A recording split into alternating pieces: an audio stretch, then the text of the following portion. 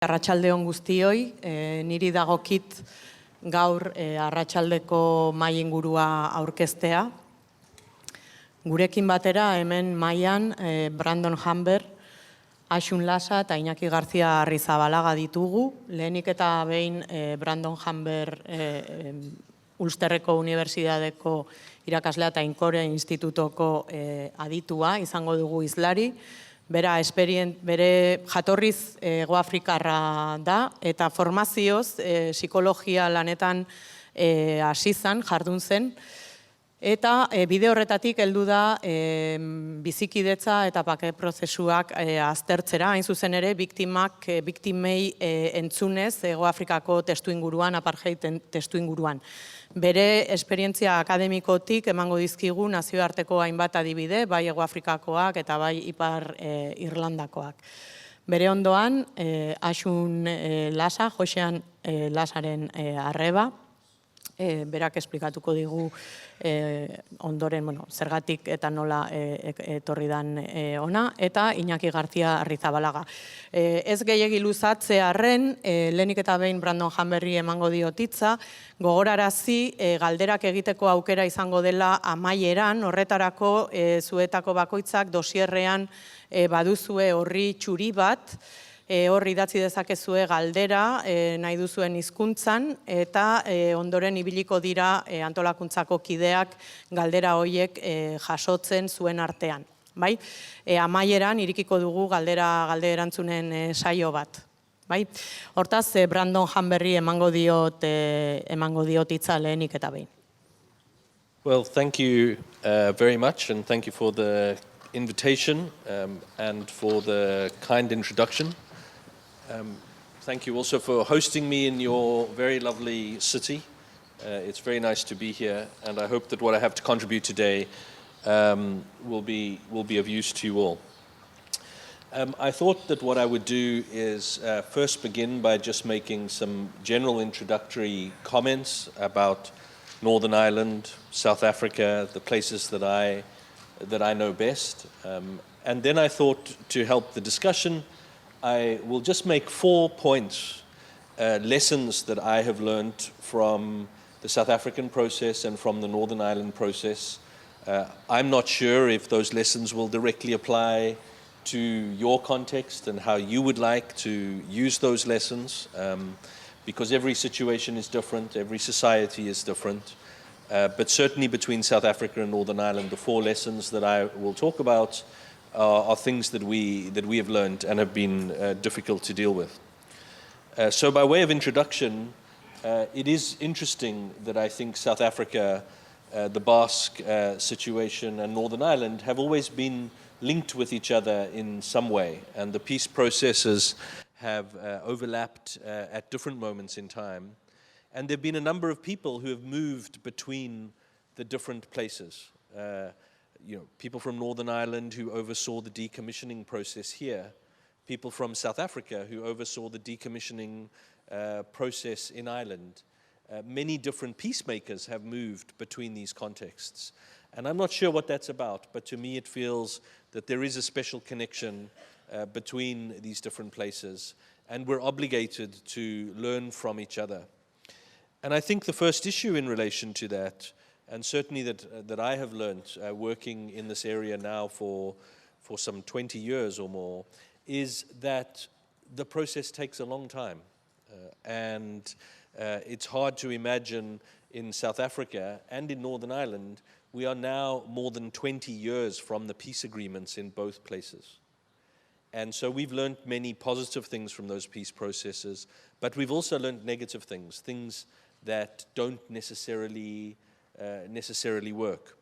And it is interesting for me to be sitting here today because I think for Northern Ireland and for South Africa, both of those peace processes 20 years on are also fragile again, but in different ways. I don't think we will go back to the past in the same way, but there are many challenges that still sit in both those societies 20 years later. So for example, in Northern Ireland, although we've made formal peace, only 6% of children go to schools which are integrated. So the majority of children still go to schools which are Catholic or Protestant schools. The vast majority of people still live in neighborhoods which are either Catholic or Protestant. And if we think of South Africa, although there have been many changes and many positive changes, the inequality between the white and the black community in South Africa still exists and still creates tensions in those societies. So for us, that means that whatever we engage in, we have to think about however long the conflict took, building the peace is probably going to take as long. And that's a very difficult message to hear when you've lived through very difficult and challenging times, that process is going to take a long time. So now to the specific lessons that I wanted to raise, and I said to you I would raise 4. So the first of these is, if we're thinking about dealing with the past, addressing the needs of society, addressing the needs of victims, our first question is we have to understand or ask the question, why do we want to address the past? So why do we want to address the past? And it sounds like a simple question, but actually it's not a simple question. So are we addressing the past because we want to heal the hurts of victims?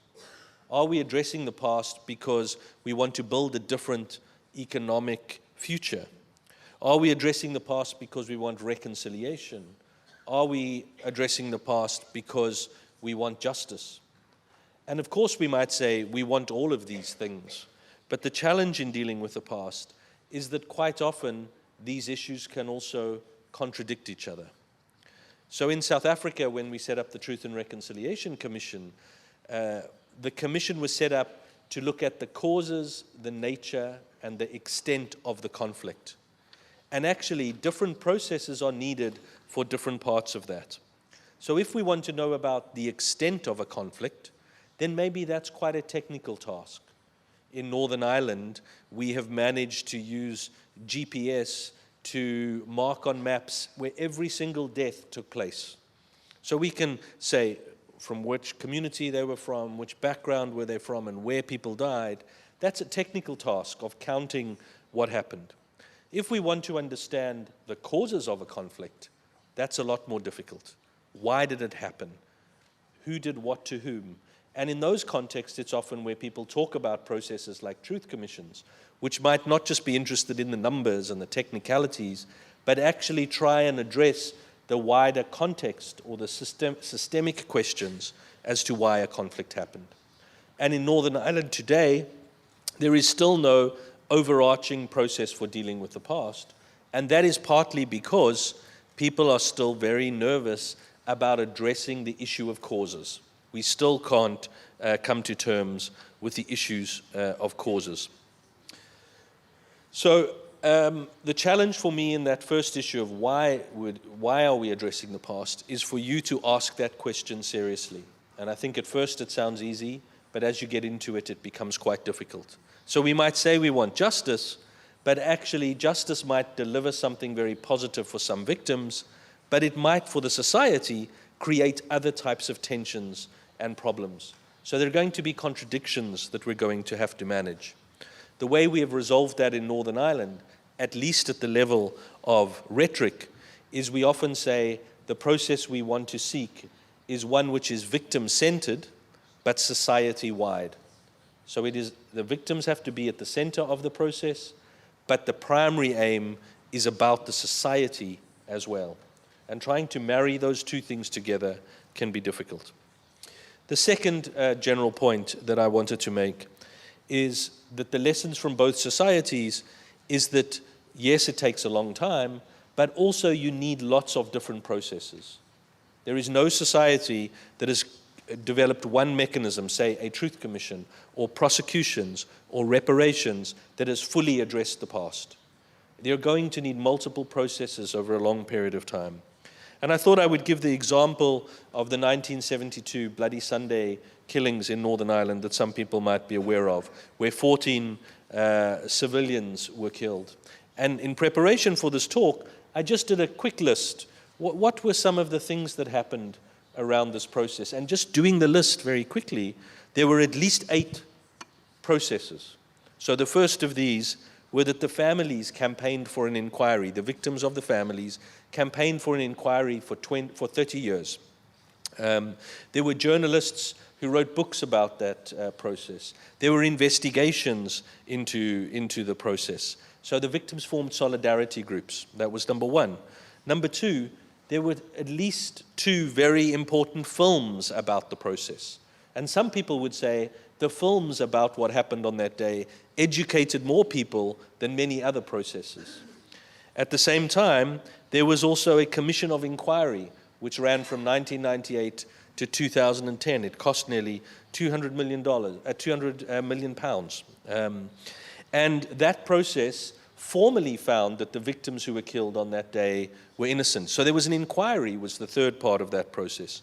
The fourth part of the process was that David Cameron, the then Prime Minister, issued an apology. So that's a fourth process.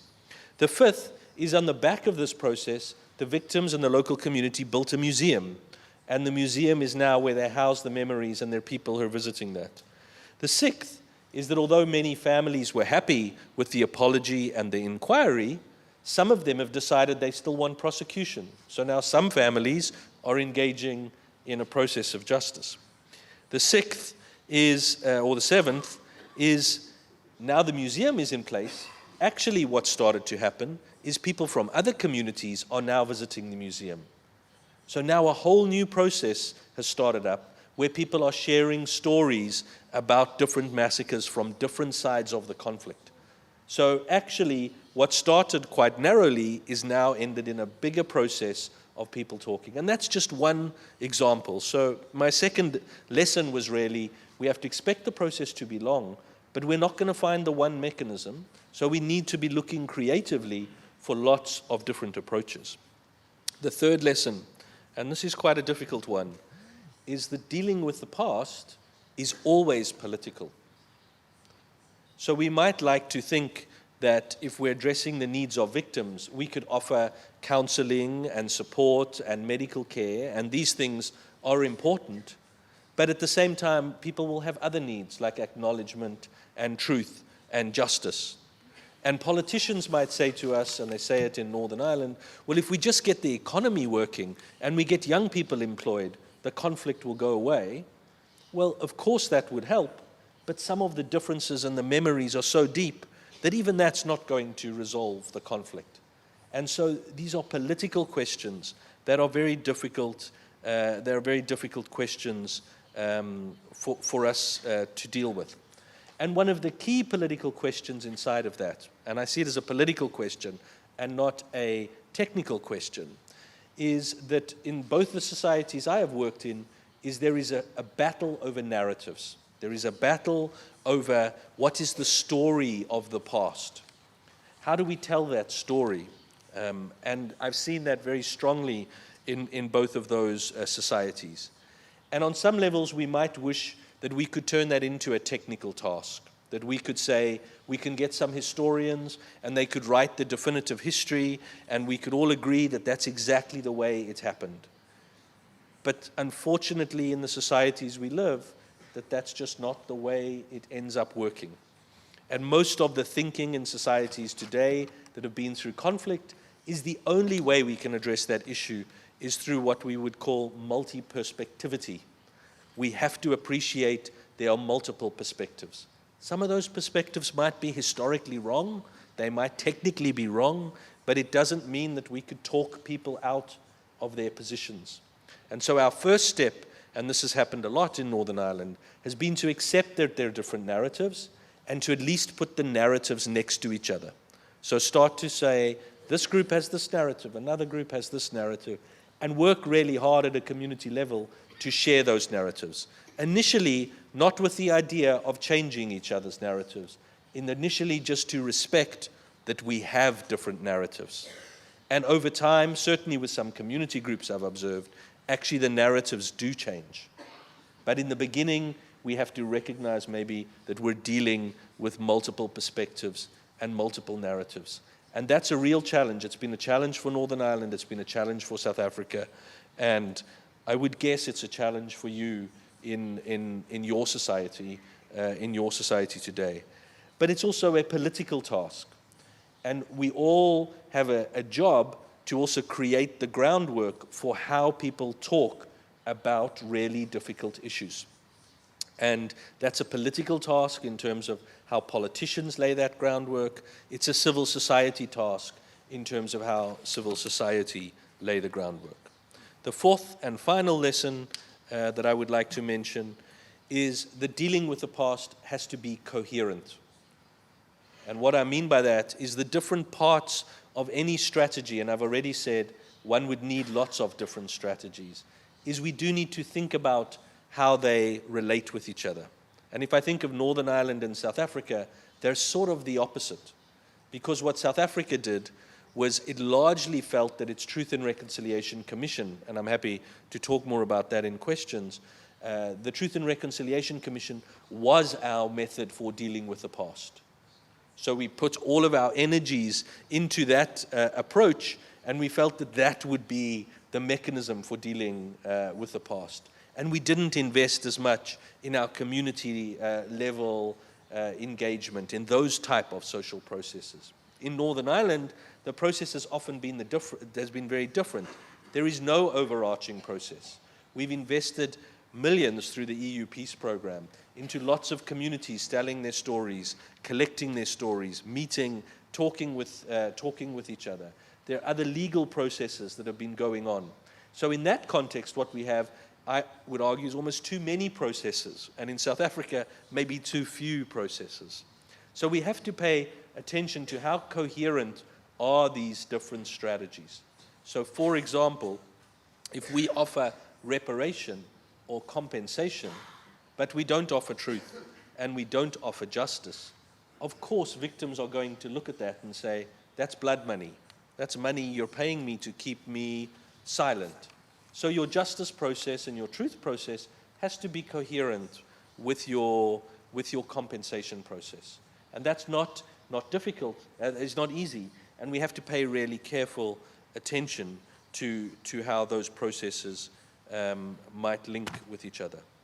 So for me, those would be the four key lessons at a very broad level, and maybe when we're taking questions, we can talk a little bit more closely.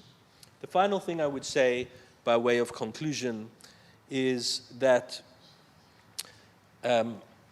unfortunately, wearing my psychologist's hat and from a psychological perspective, the real deep challenge of dealing with the past and for societies that have experienced political violence is we are trying to fix something we can never completely fix. We could only fix the problem if we could bring our loved ones back from the dead. If we could turn the clock back 30 years or 40 years or 50 years.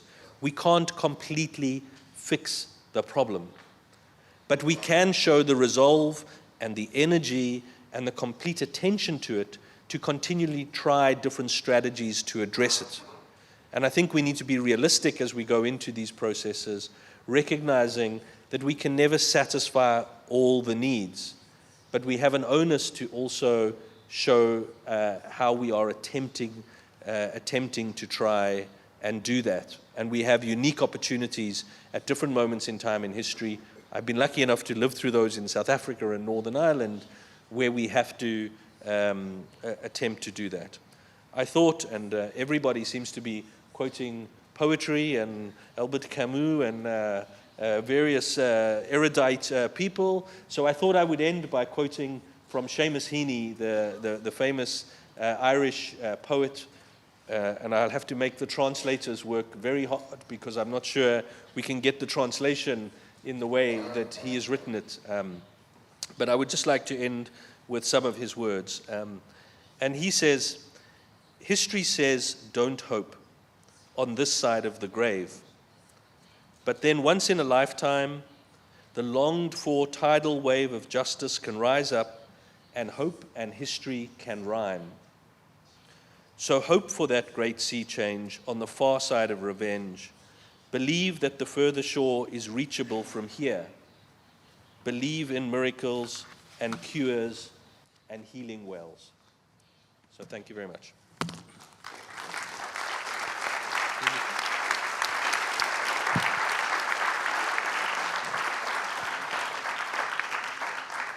Mila esker, Brandon. Gurekin nazioarteko esperientzietatik Euskal Herriko esperientziara edo bizipenetara etorriko gara, gertuago bizitzea tokatu zaizkigunetara, eta hain zuzen ere, gertutik horiek ezagutu dituzten bi pertsona ditugu hemen gurekin bake prozesuetan eta bizikidetza eraikitze bidean bi kolektibo edo bi gizatalde importante edo bi gizatalde esanguratsuk dute esateko berezia. Horietako bat presoak dira eta bestea biktimak. Gaurkoan hemen ditugu hain zuzen ere bi jite desberdineko biktimak, askotan horrela aurkeztu izan dituzte, baina nik eskatuko diet beraiei azaldu diezagutela euren historia, nondik nora heldu diren gaur hemen zuen aurrean eserita egotera, laburki bada ere. Iñaki García Arrizabalagarekin hasiko gara.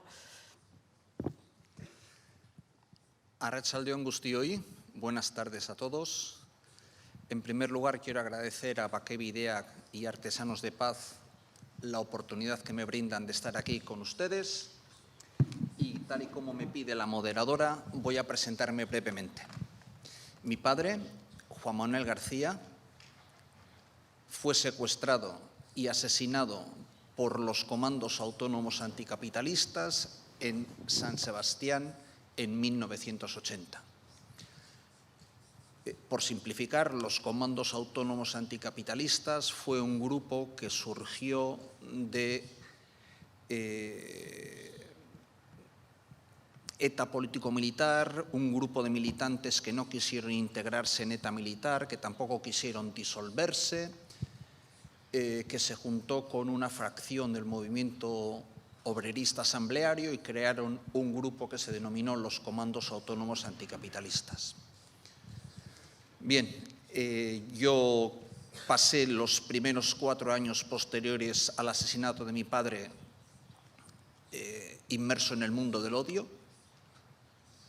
porque yo creía que como buen hijo es lo que me tocaba hacer y sentir. Ese odio era un espejo que filtraba toda mi realidad, era un filtro que dividía de manera muy simple el mundo en conmigo o absolutamente contra mí, y yo no era consciente de que iba cayendo por una cuesta cada vez más larga, cada vez más empinada y cada vez con más velocidad.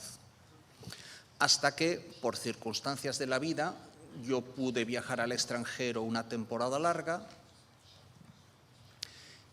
y ser consciente de que estaba arruinando mi vida, de que aquel grupo no solo había asesinado a mi padre, sino que también estaban asesinándome a mí. Y ese ejercicio racional de egoísmo fue el que me permitió decir, yo no quiero esto para el resto de mi vida, quiero salir de esto, quiero salir de este pozo. Y bueno, pues tuve ocasión de incorporarme a un llamamiento que hizo otra víctima del terrorismo para empezar a trabajar por la pacificación de la sociedad vasca, y es así que desde el año 1986 yo he participado en distintas organizaciones que han trabajado al sur del Bidasoa por la pacificación y la reconciliación de la sociedad vasca. Creo que como primera presentación es suficiente. Bueno, arratsaldeon denori, eta mila esker gonbidapen honengatik.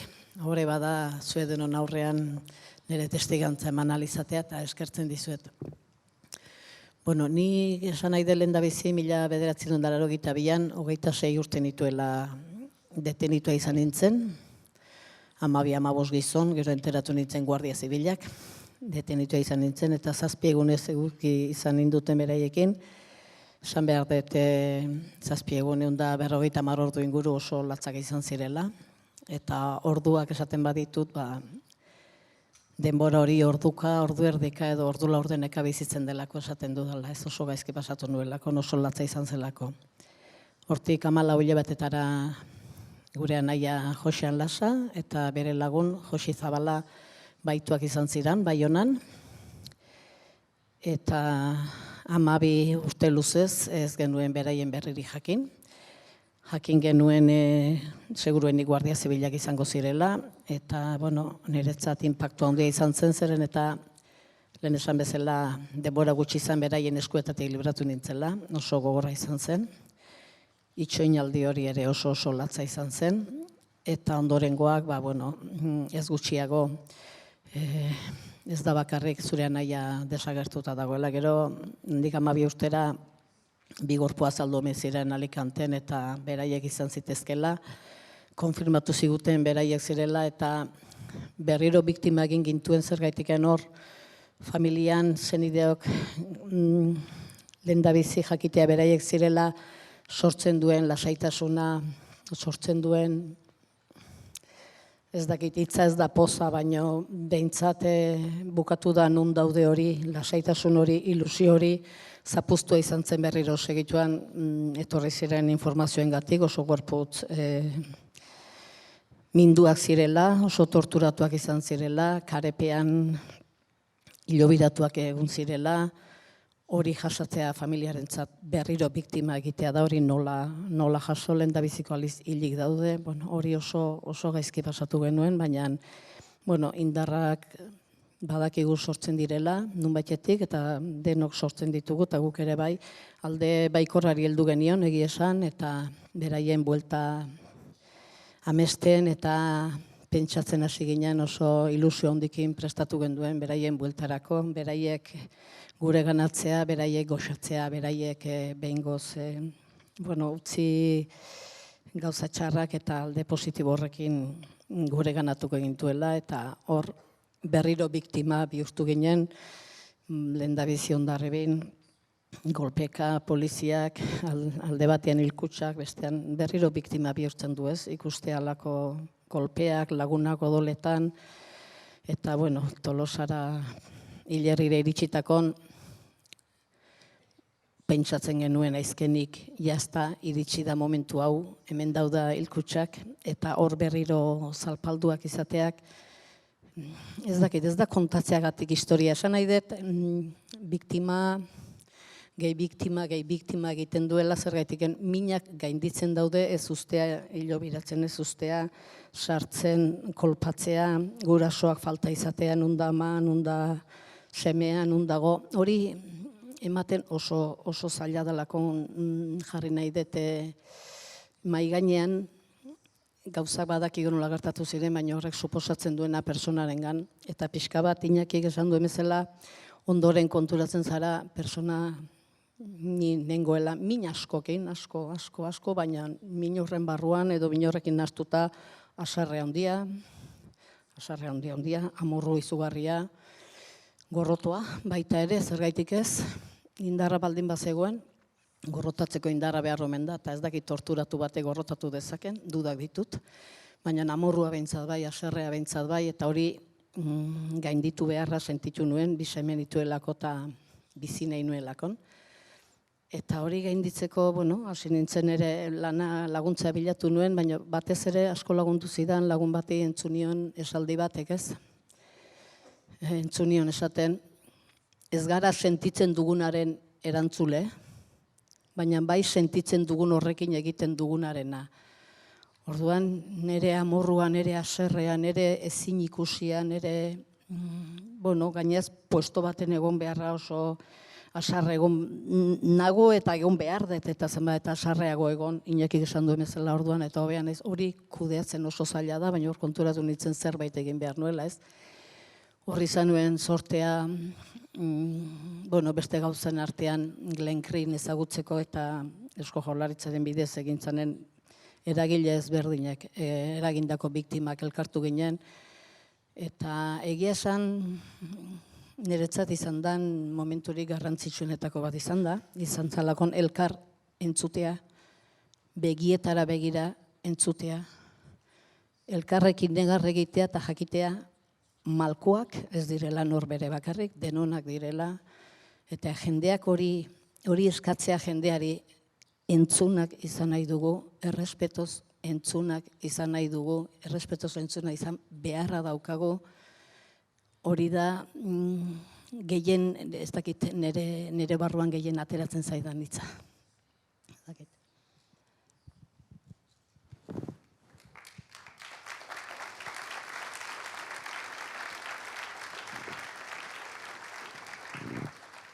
Mila esker, badakit barrenak mugitzen zaizkizuela olakoa kontatzean, suposatzen dut. Nik pixka bat jarri nahi zaituztet ere zuen esperientziatik abiatuta nolabait ere hausnartzera zein dan edo zein izan beharko luken gaur egungo euskal gizartean biktimaren edo biktimen papera. Nola ikusten dezue zein dan biktimen egitekoa edo zer lekutan ikusten dezuen bai zuen burua edo besteak edo.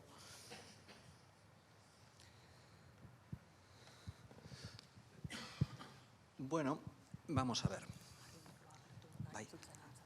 Vale.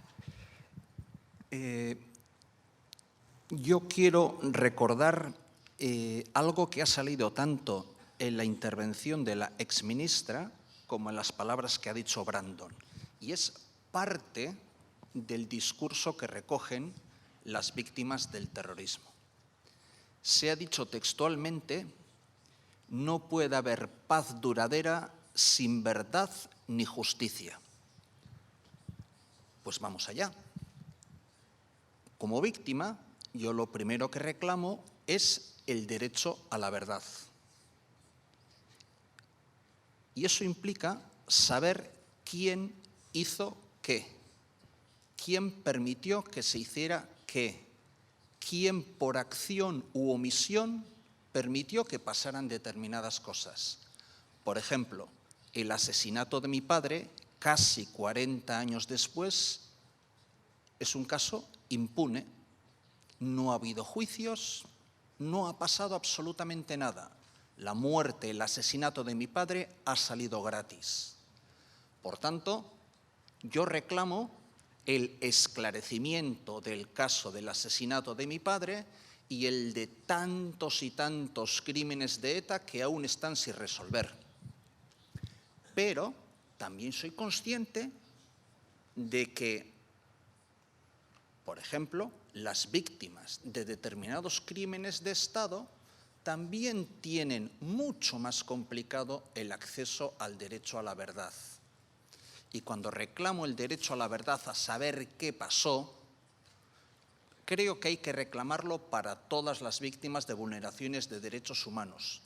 Y decir esto no supone ni creer ni crear bandos ni conflictos. Es simplemente reconocer que una víctima tiene derecho a saber, a conocer lo que ha pasado y que como sociedad no tenemos que tener miedo a asumir y a conocer incluso cosas que no nos puedan gustar. Y pongo un ejemplo. Recientemente, al sur del Bidasoa, y con una metodología rigurosa, se ha hecho público un informe sobre el alcance de la tortura en Euskadi. Bien, tendremos que reconocer que ha habido condescendencia social con ese tema.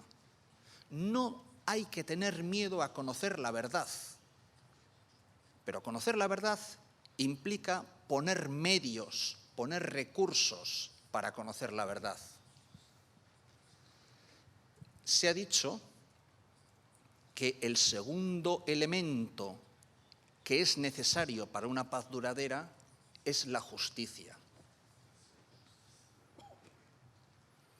Yo creo que hay un peligro en hacer una lectura de todo lo que nos ha pasado en términos de borrón y cuenta nueva, de actuar cara al futuro como si aquí no hubiera pasado nada.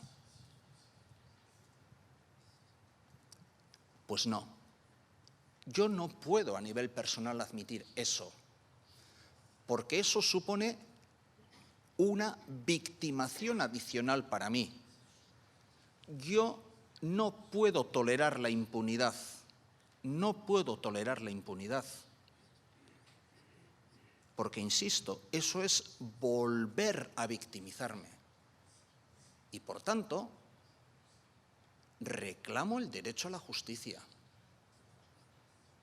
Quiero que los asesinos de mi padre sean conducidos ante un tribunal y sean juzgados con todas las garantías que pueda tener un Estado de Derecho. ¿Eso es pedir algo excepcional? Yo creo que no. Creo que debemos empezar a llenar de contenido grandes palabras que están ahí arriba y debemos bajarlas al suelo. Y debemos bajar al suelo el derecho a la verdad. Debemos bajar al suelo el derecho a la justicia. Y debemos concretarlos. Creo que las víctimas podemos hacer una lectura prepolítica de todo esto. Porque reivindicar el derecho a la verdad y a la justicia es un sentimiento prepolítico. La empatía con quien sufre es un sentimiento prepolítico. Y en este sentido, yo he hecho un ejercicio personal, que ha sido intentar salir de mi zona de confort, de mi zona de comodidad, y ponerme en los zapatos de gente que piensa y siente diferente a mí. He sido capaz de reconocer que yo no tengo el monopolio. Los que piensan, sienten como yo, no tienen el monopolio del sufrimiento. Y por tanto, que hay que reconocer que ha habido muchas vulneraciones de derechos humanos. Pero repito, eso no implica la existencia de bandos ni banderas. Si alguien a este lado del Bidasoa piensa que yo soy de un bando y Asun es de otro, está radicalmente equivocado.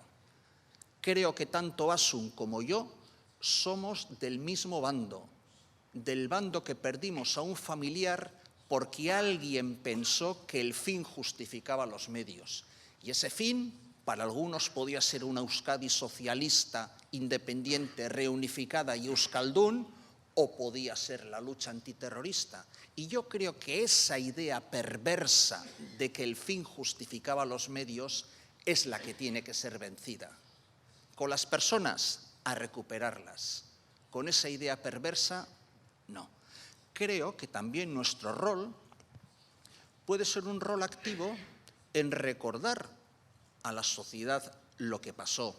Se ha dicho por parte de Brendan, también me ha gustado mucho la expresión, batalla de narrativas. Múltiples perspectivas. Y es cierto, yo creo que no vamos a ser capaces de ponernos de acuerdo en lo que pasó.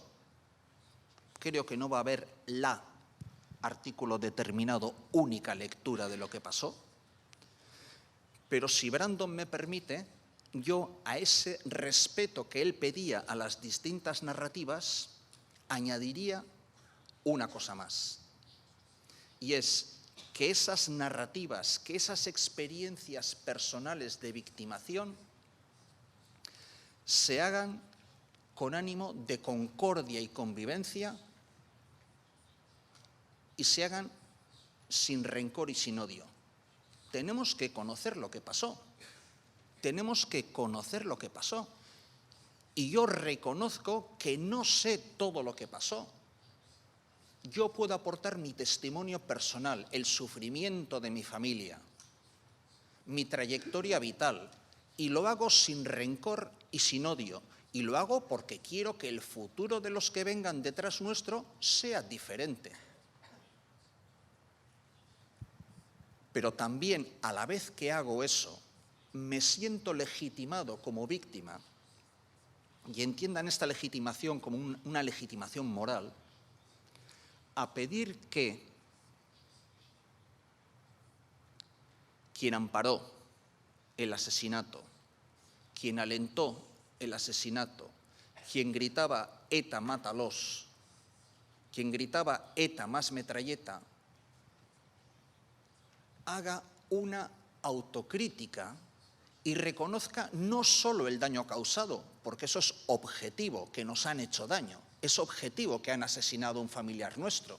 Lo que debe reconocerse es la injusticia de ese daño, de que aquello nunca tenía que haber pasado. De que aquello nunca tenía que haber pasado.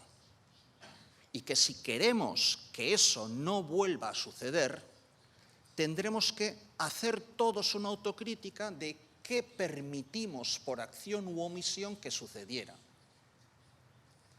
Y lo que no podemos hacer es poner el contador a cero y aquí no ha pasado nada y empecemos a convivir juntos. Pues va a ser que no.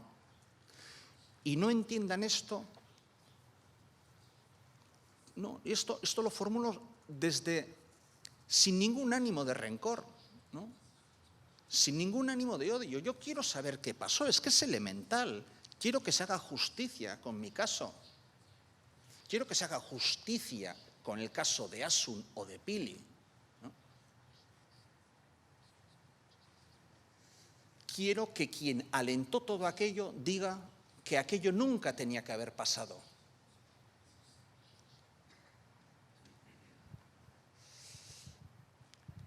Y de cara al futuro, insisto, de cara al futuro, de cara a esa batalla de narrativas o de relatos, yo estoy dispuesto a escuchar con empatía a quien haya tenido vulneraciones de derechos humanos distintas a la mía. Incluso, junto con otras víctimas del terrorismo, hemos hecho llamamientos públicos para que se reconozca a las víctimas de abusos policiales. Bien, porque, repito, si reivindico el derecho a la verdad y a la justicia para mí, tengo que reivindicarlos también para quienes hayan sufrido, cierto. Pero, insisto, me siento legitimado para que quien cobijó, alentó todo aquello, haga una autocrítica y al menos diga que matar estuvo mal, que aquello nunca tenía que haber sucedido. Nada más. Gracias.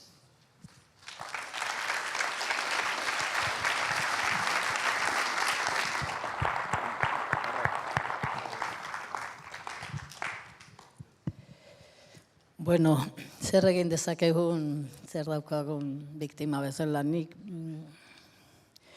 sufritu dudan persona bezala, biktima bezala ez dakit, ezke biktima persona bat naiz, bizitza bat, egoera bat bizitu dut, eta arek egin dago naizen persona, baina nik uste eta hemen gauden bakoitzari gertatzen zaigun zerbait dela, orduan ez dut uste paper berezirik, izen berezirik, ez dakit, biktima horik ez digu ematen ezer berezirik zertako. Ni persona bezala, nire iragana dut, beste denok bezala, eta hortiken, lehen esaten nahi nintzen bezala, aportatu dezakeguna, niz esango dizut, lehen elkarren txuteak ematen duen jakituria zabaldu, jendeari animatu, begietara begira entzuteak, jendea gure ganat, beste erabatea ikustea dela. Nik bizitu nuen persona batekin polizian abusos jarraipena zuen, nola esaten da, bizkarzainak eramaten zuen, Ibanekin jendeak bizkarzaina eramaten zuela. Nik persona hori entzuni honean hitzez zer suposatzen zuen bizkartzaina ematea bukatu nuenean, bezarkatu nuen esanez gaur biktima bat ezagutu dut. Ni nahi dut hori jendeak guregan ere horrela ikustea, konturatzea estatuaren biktimak ez garela hor izeberjaren puntan beti ikusten garenak edo beti ezagunak geran izen batzuek, ez gara batzuek, hor beran jende asko dago sufritzen duena, bere izena inoiz aipatzen ez dana, eta jendea hoien ganaino iristea nahi dut, jendeak hoiek entzutea nahi dut, hor asko daukatelakon esateko eta asko daukatelakon erakusteko. Beti berdinak ibiltzen gara, agian nahiko komodoa garelakon, epaiketa bat izan dugu, erresa da egian guri deitzea ez, baina bestalde batetik esan nahi dut, biktima guztiok dugun errespeto berdinaren beharra sentitzen dudala eta eskatzen dudala, berdin tratatuak izan behar dugu, ez gara berdin tratatuak sentitzen, herriaren gandik jaso dugun errekonozimendu hori, errekonozimentu instituzionala erabat falta zaigu, hori tristea da zergatik instituzioetan personak daude, eta instituzio bezala estatuaren biktimak oso aipatzen dituzte bai, baina oso argi txikia jartzen diguten susmoa dut, oso batio gutxi egia da etaren biktimak argia handia ikusten direla eta ondo iruditzen zaidala, pentsatzen dutela egon behar dutela, argia behar dutela, argia handia behar dutela, baina esango nuke argia handia behar dugula denok, eta orduan eskaera bezala edo aportatu dezakedana da esatea oso triste sentitzen garela instituzioen aldetik hain iluntasunean eta hain hitz txikiekin eta hain baju ikusteak, horrek ez dut uste inori bentaje egiten dionik eta guk ere behar dugula entzutea. Erreparazioa edo errekonozimenduak esan nahi du gure mina errekonozitua dela, gu denon mina izeberjaren behera hortan dagoen min guzti hori, 4.000 eta piko torturatu egin mina, Batallon Basko Espainol, Triplea, Galek erail dituen, hainbeste izenak aipatzez diren hoien mina, hori dena beharrezkoa da eta lan egin behar da, eta nire eskaera da sartzeko azpiago estatuaren biktimetan ez gelditzeko gainean gauden batzuekin eta pala sartu eta denok behar gaitula ez.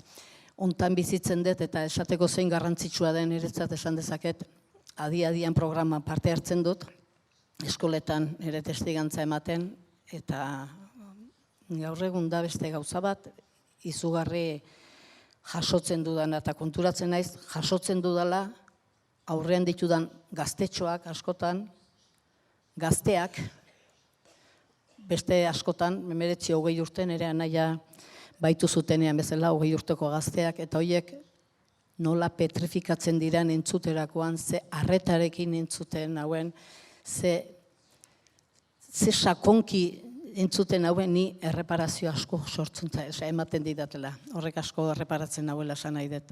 Argitasun horrek, errespetu horrek, eta gaur hemen baita ere ez, honek pixka bat ikusia sentitzen naiz, eta batez ere nahi dut oso garbi esan beheran dauden, izeberg horren beheran dauden biktima hori denak atera nahi ditutela gainea, eta gero hemen aipatu daiz bat gu gera estatuaren biktimak, gera biktimak poliziare gehiagikeriaren biktimak, biktimas de abusos poliziales. Bueno, abuso polizial zer da gehiagikeria da pasa egin naiz esatea, ez dut sinisten hori, guk ere terrorismoaren biktimak era, gure mina ere ondo planifikatuta dago, ondo planifikatuta egon da beti, eta hori niri min ematen dit, deitzea, poliziaren gehiagikeriaren biktima naizela. Garai batean torturak markak uzten zituen, gaur egun markarik ez duzten ere itziaten markarik utzi, eta hori planifikatuta dago, ez zuten erabakiaiek. Galen erailek dena planifikatuta egon dira, Batallon Basko Espainol denak, eta orduan horrek ere biktimatu egiten gaitu, eta hori mingarria da, nik esaten nahi dut mingarria dela. Eta hau esaten dudanean, ondoan Iñaki dagoenean, edo beste etaren biktima bat, honen errudunak ez dira etaren biktimak. Guk argi gutxi eukitzaren errudunak ez dira etaren biktimak. Horre ezin gera sartu, guk berdinak era berdin sufritzen dugu. Hortik aratago joan behar da, eta instituzioek eta estatue daukate responsabilitate handia. Dirua gure diruarekin ere funtzionatzen ari dira, eta tristura handia sortzen dit, nik egia da herrian jaso dudala babes asko beti, baina tristura handia sortzen dit instituzioek paper hori eukitzea. Eta, gero beste alde batetik esan baita ere, pixka bat Iñakik esan duen bezala, gure aldetik betiko lekutik mugitzea oso interesgarria iruditzen zaidala. babesa euki dugun eta behar izan dugun, eta ni behintzat oso beharrezko izan dudan babes txokoietatik ateratzeko adorea izan dugu, eta entzutea zer entzuten dan, batzutan gauz mingarri asko entzuten da, baina merezi du, entzutea jakitea, errespetoz entzuten ditut minoiek ere, ni ere egon naiz min asko egiten beste biktimai, gaur egon ez daukat inungo arazorik hortan, beste batzuk orain min egiten diate momentun, errespetoz jasotzen dut min hori ere, baina beste askotan entzuten diren gauzak oso interesgarriak direla pentsatzen dut, eta gure artean komentatzeko ona dela betiko berdin pentsatzen dugun jendeetatik atera, beste batzuetara junetan pixka bat sortzea, eztabaida hori sortzea, eta iduritzen zait oso interesgarria, eta nik behintzat gaztei, semei eta eskoletan da animatzen ditut horta, ateratzeko zona de konfort eta entzun eta ez beldurtzeko entzutnakoakin, nina danen gorde eta bestela errespetuz entzuteko, eta ez dakit hortik aurrea, ez dakit.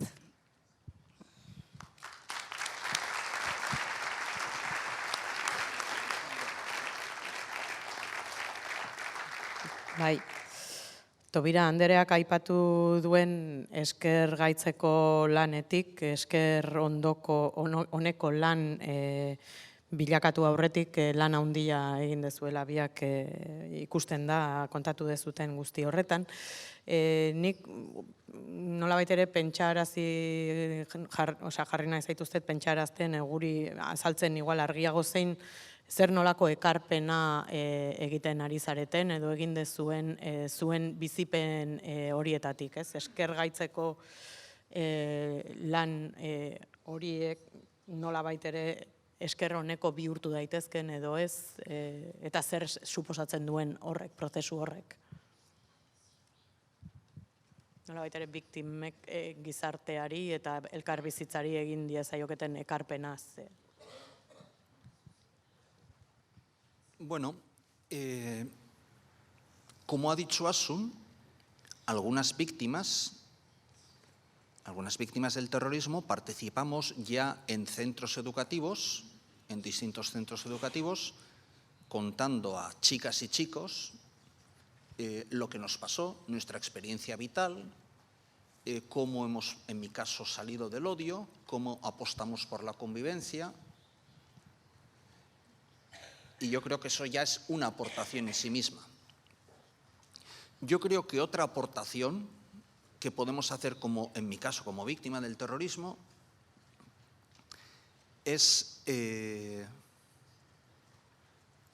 reivindicar la deslegitimación del uso o del recurso a la violencia.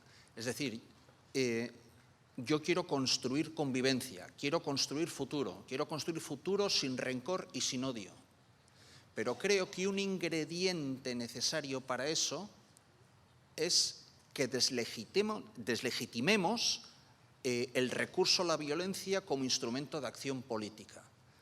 Porque si no deslegitimamos eso, corremos el riesgo de que en un momento dado la historia vuelva a repetirse.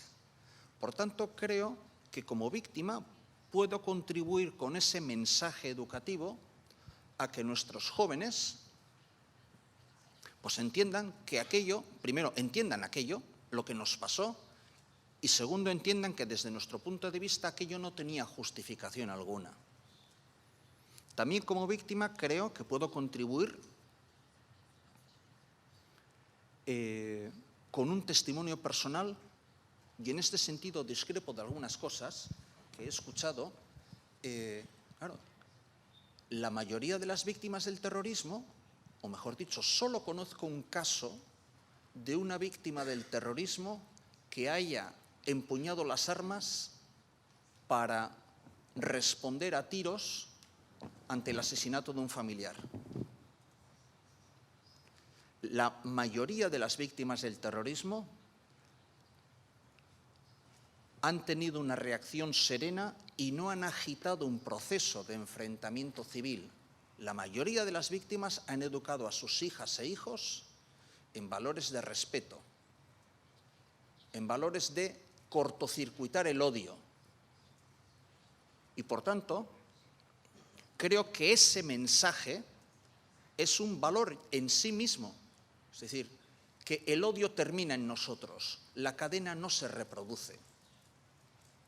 Creo que también somos un testimonio vivo de lo que ha pasado y creo que ese testimonio vivo somos en ocasiones un espejo incómodo de lo que ha pasado, pero un espejo necesario.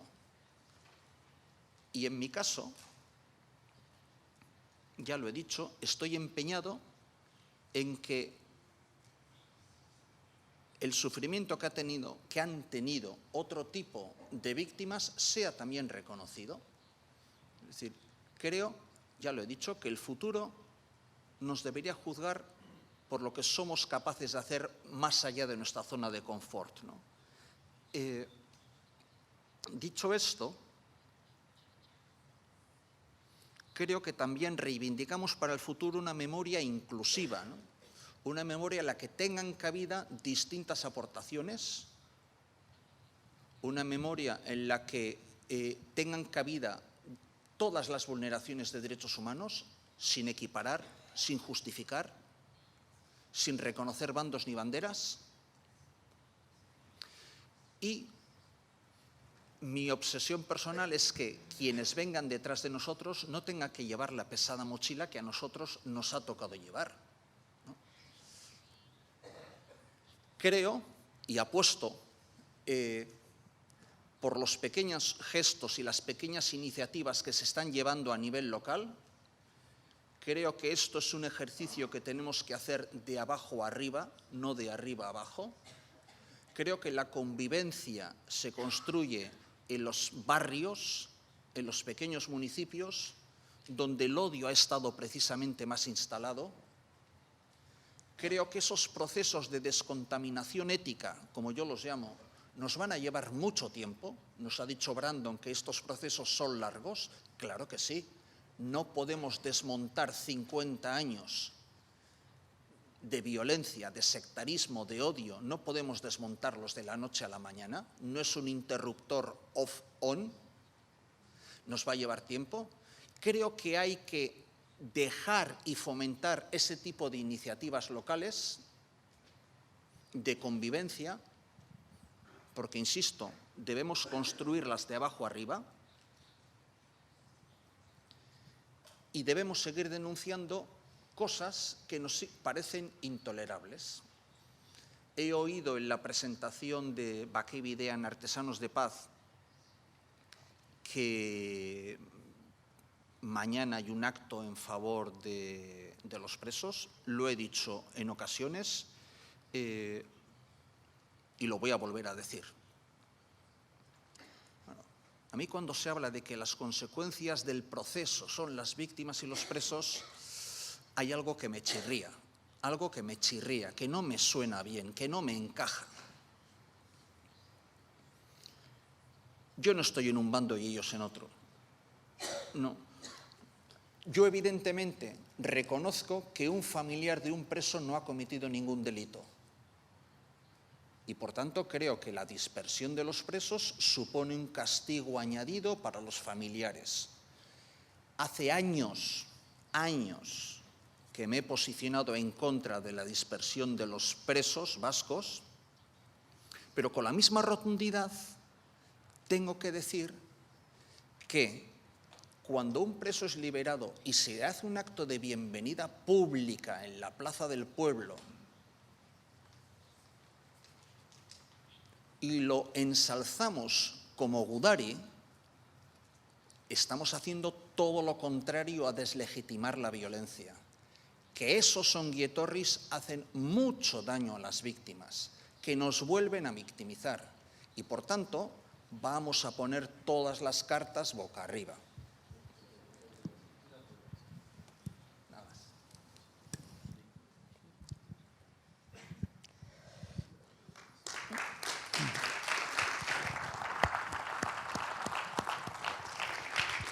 Bueno, lehen esan du ni pixka bat honetaz, ez? Nik ze aportatu dezakedan neure minonek erakutsi didana persona bezala nire iraganak eman didanak aportatu dezakedana da mina dugunean, mina asko dugunean, nolabait saiatzeko edo niri behintzat oso ondo etorri zaidala, banantzea, aserrea, amorruat hori minatiken, nik uste dut mina bea bakarrik gelditzen danean amorrua, aserrea beraiek urtu egiten direla, gehien aurtutzen direla, igual erabat, eta mina jasotzen duzula, eta seguruenik min hori positiboki eta pixka bat esaten dutenean maitasun bihurtzen dela, agian egia da.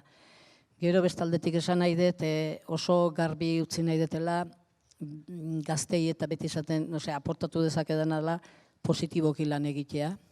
Positiboki lan egitea esan nahi dut, duela denbora gutxi galdera bat egin zidaten esanez, Galindo kalean omen dabil, libre bizio omen da, Zaragozan zer diozu, eta esan nion ez dakit, ez nau mintzen kalean egoteak, ez nau mintzen inoren onak, ez dit loarik kentzen inoren onak, horren atzean dagoenak kentzen ditez, bera kalean egoteak esan nahi dulako, gauz asko tapatuan gordean gelditu behar zutela, eta horren truke bera kalea atera zutela, ez da. Eta bera kalera ateratzeak berak ez dit enbeste mina ematen dit mina arrazoia zein den, gauz asko isilik eta gordean gelditu behar zutela, eta horrekin batea, berak 75 urtetiken 4 beteta kalean ziren, eta momentu horretan bertan lagunak nituenik, 30 urte kartzelan, kalean egon behar zutenak eta ateratzen ez dituztenak, eta hor sortzen duen horrek ez. Berez ez naiz hasiko burrukan Galindo edo Baio edo kartzelan sartzeko, baizik eta positiboki, gaur egun noain presoen eta hitz egiten, presoen egoera ontzea denontzako ona dalakon, aizkenen gizarte lasai bat, gizarte on bat ona dalakon, beste alde batea esan nire lagun preso bat etortzen denean, ni ongietorri deitzen zaio, ni ongietorrira joan egiten naiz, Iñaki, nik ez dut hartzen, ez dut esaltatzen berak egin duena edo ez naiz hor sartzen, baino laguna dut, sufritu egin dut berak kartzelan egondanean,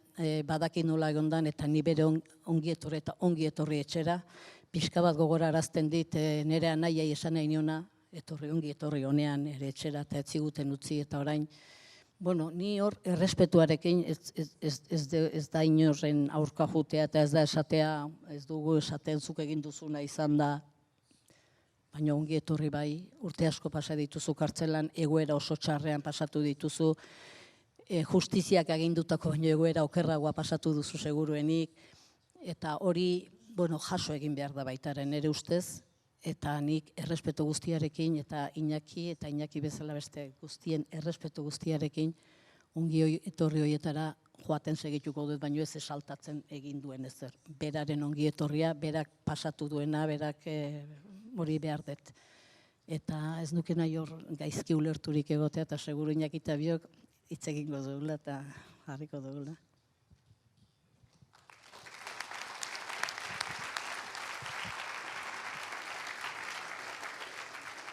Bai, galderen txanda orokorra zabaldu aurretik, aipatu paperean, jaso beharrean, mikroekin pasatuko direla zuen artetik. Hortaz, pixka bat adibili beharko dugu hitzak eta hartzeko. Galderetara pasatu aurretik nik bai galdetu nahi nioke Brandoni, eta seguruenik ere Iñaki eta Axunek eukiko dute akaso zer esan horren inguruan. Berak aipatu du prozesu luzeak direla eta hemen mailan gurekin ditugun bi lagun hauen kasuak hori erakusten du. 80. hamarkadatik landa bizitakoak ekarri ditu gaur hemen ona. Prozesu luzeak dira, baina denbora hortaz nola kudeatu. Denbora faktore klabe bada. Noiz hasi behar dira egin beharrekoak egiten, pixka bat nazioarteko esperientziak zer erakusten digu esparru horretan.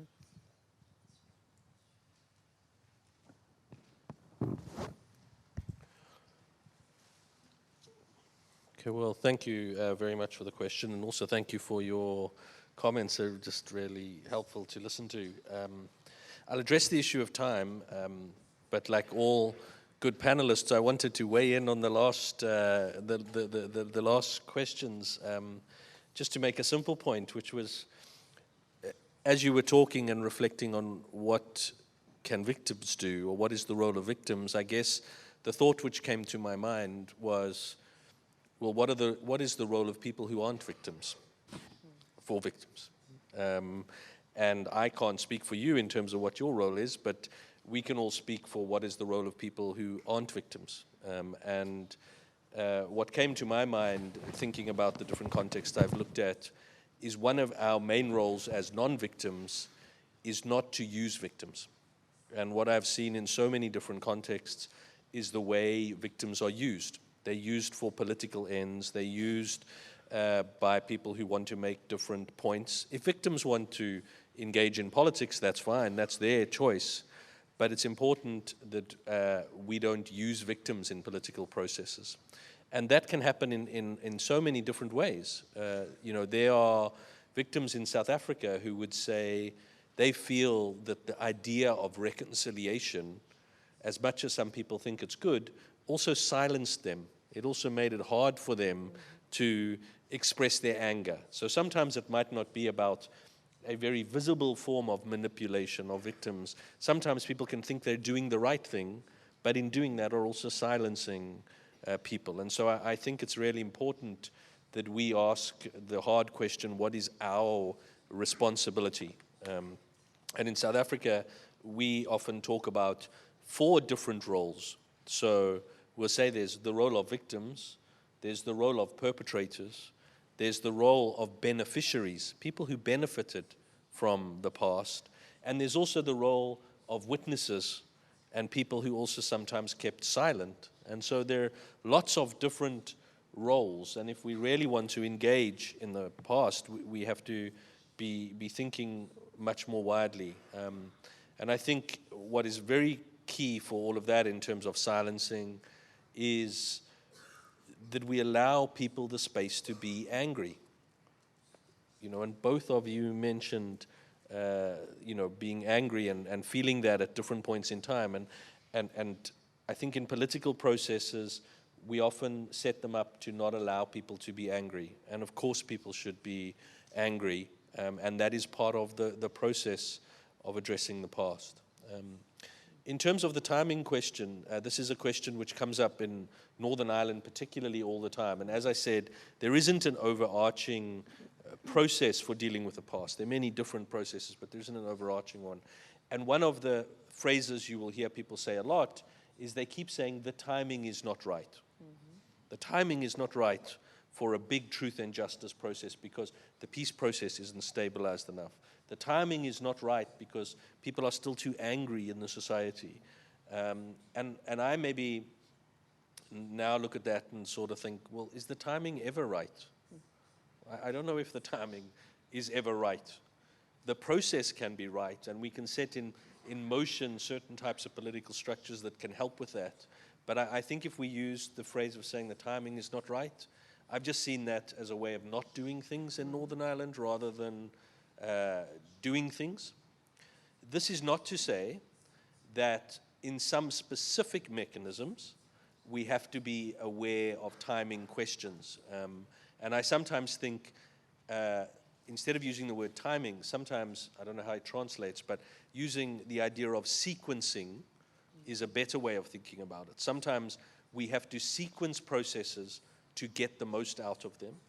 So I will use an example from Sierra Leone. So in Sierra Leone, they had a special court to prosecute people who had committed crimes against humanity. So people who had commanded crimes at the top levels of society. Then they had a Truth and Reconciliation Commission, which was to talk about the wider story. And perpetrators who hadn't committed war crimes could also come before the Truth Commission. But in terms of sequencing, they ran those two processes at the same time. And that was not helpful because it meant that some people who maybe would have come and given a truth to the Truth Commission were worried at that moment they might be prosecuted. So the two processes probably didn't reach as far as it could because they didn't get the sequencing right. So I guess I'm saying I don't know if there's an easy answer to the timing, and my sense is don't let the timing hold us back. But that doesn't mean in the more minute processes of how we think about different mechanisms, we have to think about, it was the point I made about coherence, how do they relate to each other so that they don't undermine the benefit of the different processes.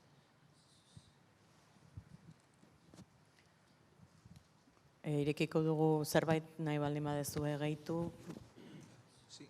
Respecto al tiempo, yo no sé qué percepción se tendrá desde este lado del Bidasoa, pero yo lo que veo en la sociedad en la que vivo es que hay un deseo de pasar página demasiado rápido.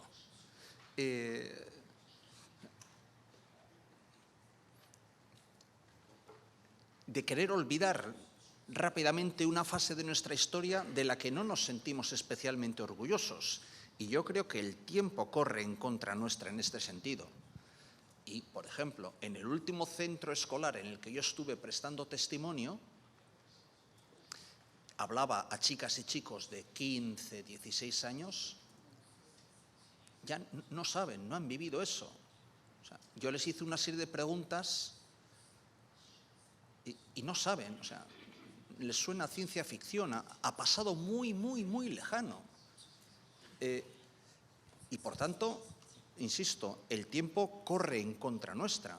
Yo puedo entender que como mecanismo de defensa, como no nos sentimos muy orgullosos de nuestro pasado, queramos hacer el ejercicio terapéutico incluso de olvidarlo. Pero creo que como víctimas nos corresponde resistirnos a esa inercia natural que puede tener la sociedad.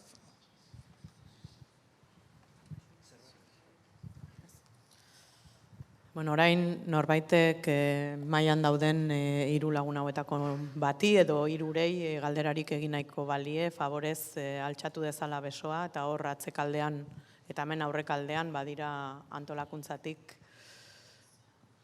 hiru bat mikro edo pare bat, behintzat bai. Hemen. Eskertuko nizueke galderak ahalik eta zehatzenak egitea, ahalik eta jende gehienek parte har dezan. Bai, badut galdera bat Iñakirentzat. Lehenik nahi nuke eskertu eta uste dut ez naizela bakarrik hori pentsatzen. Ez da ondo entzuten, pixkat urrundu, bai? Lehenik eskertu biztan da, zeta guretzat biziki importanta da entzutea erraiten duzuena.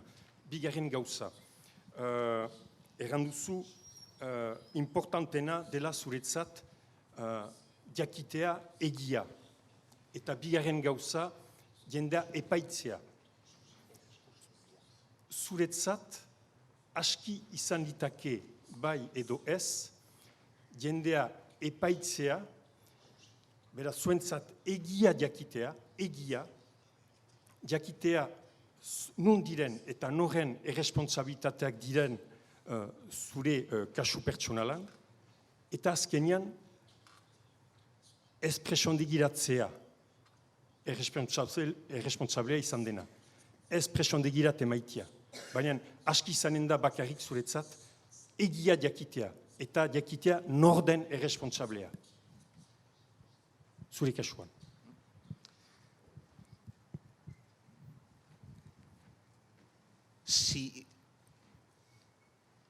Si en algún caso hubiera un conflicto entre derecho a la verdad y derecho a la justicia, si en algún caso, por hacerse justicia o por temor a hacerse justicia, no se llegara a conocer la verdad, creo, incluso a nivel personal, que debemos apostar por conocer el derecho a la verdad. Dicho esto, yo no veo esas incompatibilidades, ¿de acuerdo? Y le voy a poner un ejemplo concreto. Yo soy de esas víctimas del terrorismo que se han reunido con presos de ETA acogidos a la vía en Anclares. Que hemos tenido encuentros restaurativos con presos de ETA.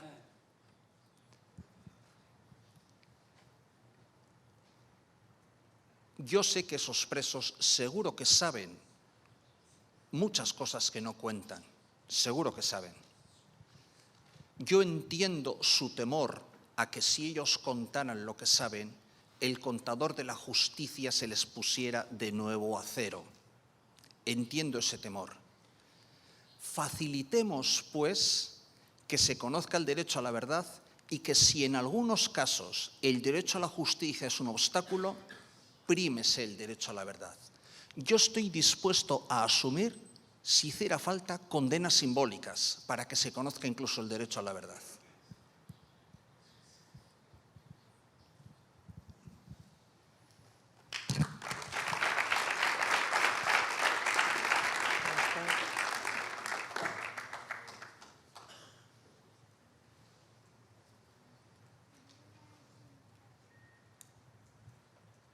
Inork ez du beste galderarik, ez dut sinisten.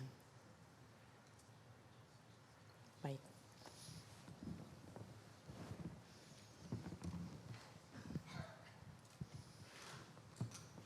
Arratsaldeon. Bueno, teniendo en cuenta que partimos de realidades totalmente diferentes, es decir, hay determinadas personas, determinado tipología de víctimas o victimizaciones que sí tienen acceso al derecho a la verdad, pero existimos otro tipo de víctimas, las víctimas del Estado, del terrorismo de Estado, que sabemos a ciencia cierta que no, por mucho que aspiremos, soñemos, intentar acceder al derecho a la verdad, tenemos todos los obstáculos, habidos y pueda haber, que demuestran que en el Estado español el tipo de democracia que ostentamos hoy en día es una democracia con muchísimas carencias. Y una de las principales carencias, creo yo, que es esa. Tenemos negado de antemano el derecho a la verdad y, por supuesto, el derecho a la justicia, y nos tenemos que conformar con una reparación de aquella manera. Por tanto, ¿qué podemos hacer? Y en este momento hablo como persona, no hablo ni como víctima ni como parlamentaria del Parlamento Vasco. Como persona, ¿qué tipo de métodos, estrategias, cómo podemos exigir al Estado español, a qué organismos, a qué entes tenemos que acceder para que se le obligue a un Estado a no impedir, a no poner impedimentos para que todas las víctimas que existen hoy en día puedan tener los mismos derechos? A misma vulneración de derechos humanos, mismo tiene que ser el derecho a la verdad, el derecho a la justicia, el derecho a la reparación.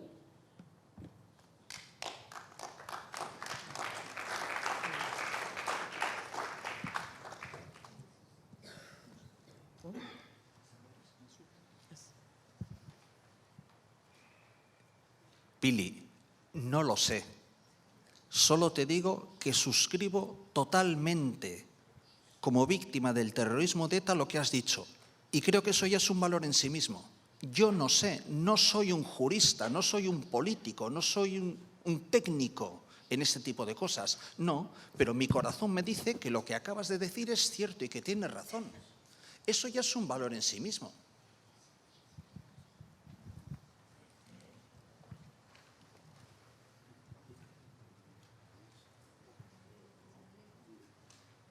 Ez? Baian. Hola, buenas tardes. Primero agradeceros a los dos, bueno, a todos los que participáis en este foro. Yo soy víctima de ETA. Con 10 años ETA colocó una bomba que me explotó, estuvo a punto de quitarme la vida, me amputó una pierna, la visión de un ojo y luego destrozó también a mi familia. Mientras estaba en la mesa de operaciones, una manifestación a las 8 horas del atentado gritaba debajo de casa de mis padres, "Gora eta militarra". A mí me gustaría saber, no sé si tendréis la respuesta, os pongo en un compromiso, pero ese aliento que le dio la sociedad al terrorismo, principalmente de ETA, yo vivo en Rentería, un pueblo marcado por la violencia, de qué manera la sociedad, así como a las víctimas de GAL o de abusos policiales, en cierta manera la sociedad les pudo reconfortar, subo en cierta manera su apoyo. A las víctimas de ETA principalmente lo que hizo es guardar silencio, aislarnos y demás. Y después de hacer esa crítica que es obligada por parte de la sociedad, a mí me causa darle muchas vueltas a la cabeza de qué manera podemos sentir sentirnos reconfortados por esa sociedad. No sé si el experto en conflicto me puede ayudar, pero hemos sentido el vacío de la sociedad durante muchísimos años. Nos han colocado a un niño de 10 años, le colocaron, pues bueno, según ellos, directamente en un bando. Un niño de 10 años no está en ningún bando. Y entonces quiero saber un poco de qué manera la sociedad nos puede reconfortar a las personas o a las víctimas que durante tantos años nos mantuvo aislados y guardó silencio.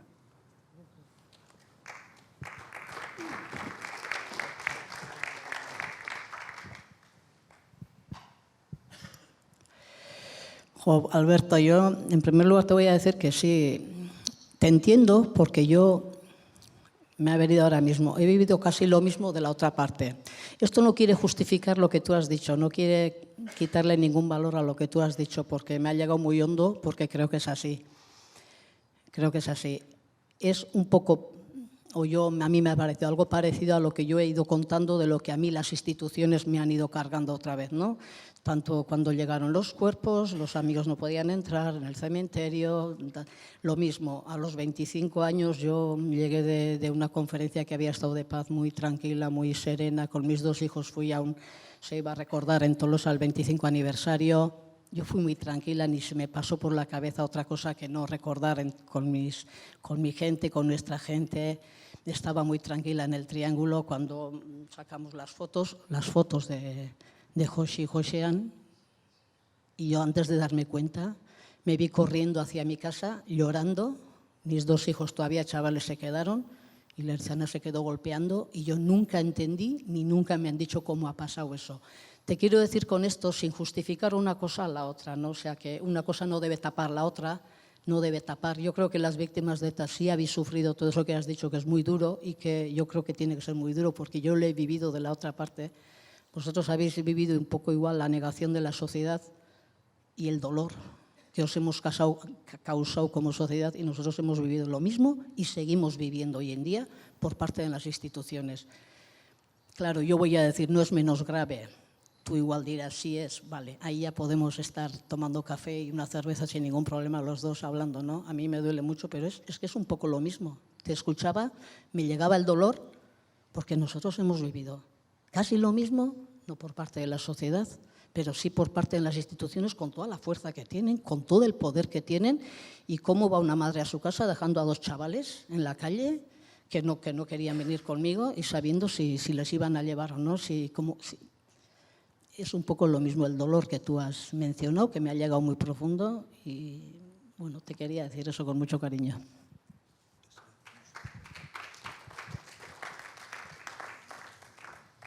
Well, thank you very much for the last 2 questions, and they're both really difficult, and I think your response maybe is more appropriate than my response in terms of sharing the pain that people have suffered. And I think that needs to be fully acknowledged. It doesn't matter what society we're in, the story that you tell has a similar feel to so many stories that I've heard of loss and in different ways. I mean, what I might try and do is just try to answer the question, what do you do when a state or a society doesn't want to address certain issues? And this comes up in many different places, and there's no straightforward answer to that question. But all I can say is what I have seen in different places. Certainly civil society approaches have had a big impact in some societies. So if you think of a society like Guatemala, where the state did not want to look at human rights violations, in that context, the Catholic Church, through its network of organizations, started its own Truth and Reconciliation Commission.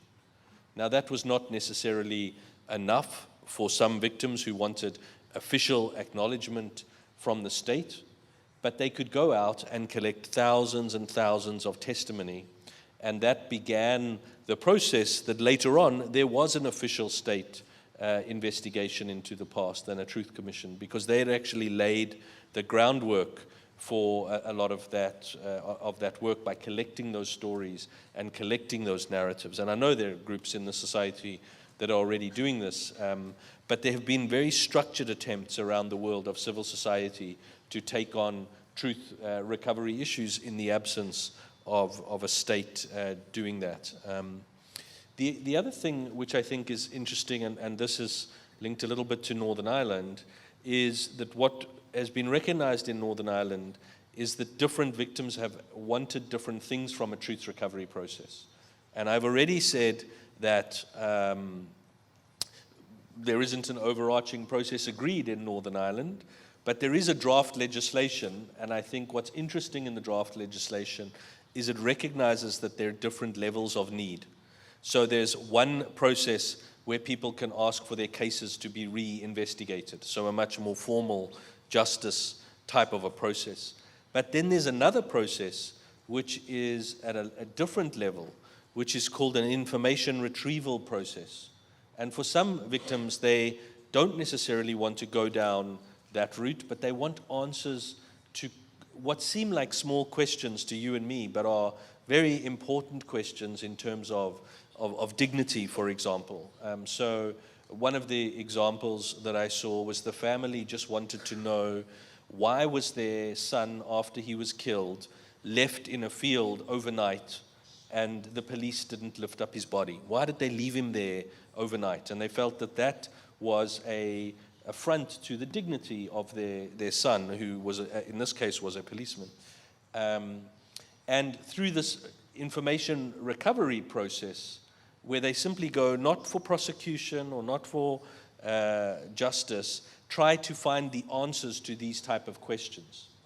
And there was a body which was set up as initially to try and do this.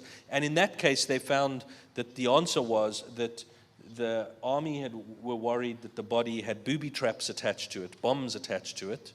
And so they had to wait for a bomb disposal unit to come and investigate the scene. And the bomb disposal units were occupied elsewhere. And so there was a very rational answer as to why, in that case, that indignity to the family had been suffered. And for that family, that was a very comforting thing. So I guess what I'm trying to say is there are also different levels, and I've seen that people want different answers to different questions. Families, for example, there was another case where somebody had died, and the family just wanted to know who was at the bedside when it happened, because they weren't there. And actually, in that case, the simple piece of information that came out was actually, it was somebody from the other community who had a different political perspective who took the person to the hospital. And so it was actually a very reconciliatory discovery for them, this simple piece of information, that the community they thought who hated them was actually somebody who took their child to the hospital in that case. And so anyway, it's about thinking about these, what are the different levels of truth and the different levels of justice that we might want, and trying to find ways of doing that. The final point to make, and this is not easy and it's not something that sort of happens, but having, certainly in Northern Ireland, seen this process unfold over 20 years, that the state, certainly in the case of the British state, they remain deeply reluctant about opening security files and other sorts of issues. But what we have seen through campaigning and lobbying by different victims at different points in time is that as different administrations have changed, victims groups have used that to lobby for different achievements at different points in time. So when the Blair government came into power and they said they were more liberal in their perspectives, they immediately lobbied that government, who, yes, they didn't open all the files, but they did establish a number of inquiries, including the Bloody Sunday inquiry. And then when the Cameron government came into play, he actually was willing to make an official an apology for that certain atrocity. So we have to think of when are the moments of opportunity, and I don't know enough about your political situation, and I recognize the politics are very difficult and you can't necessarily achieve these things. But over time, I have seen how at different moments in time, groups have been able to put pressure on to get different issues looked at, not always fully, but at least with some progress.